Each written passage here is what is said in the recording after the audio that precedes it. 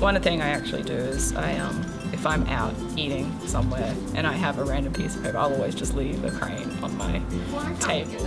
Hi, I'm Rhiannon. I run Rhicreations, which is primarily a jewellery making business, but I also dabble in a few other things. I've done some digital art, and in the past I've also messed with t-shirt designs and glass etching, but mainly the jewellery, which I use different medias such as polymer clay and paper, and I make origami.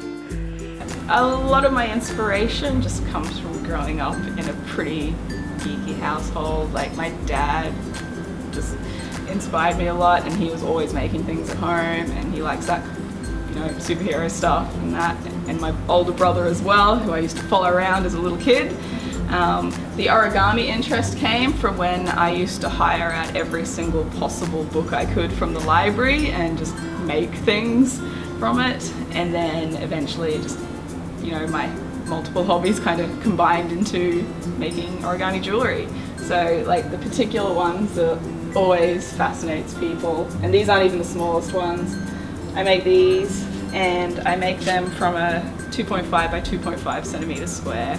And everyone asks me if I can fold them by hand or need tweezers, and I don't need tweezers for them, I just do them. With the origami, it's pretty much just folding my little cranes over and over again. For the polymer clay, most of the stuff I do is kind of food-based because I just like things cute. The sushi earrings here, there's a couple of different things. So normally it's just the actual moulding of the pieces.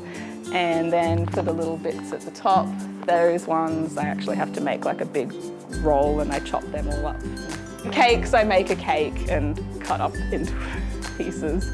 When I used to make jewellery, I was just kind of making it at home, and obviously I made more than I could wear myself, and it actually started when my dad took a box of stuff to work and sold it to his workmates, and it kind of went from there. I started doing the markets when a friend of a friend did the markets, and she let me share her site, and I just started with a tiny little table, and yeah. I make most days when I'm feeling quite inspired. But yeah, it pretty much is now that I was able to quit my job and I'm kind of doing it full time.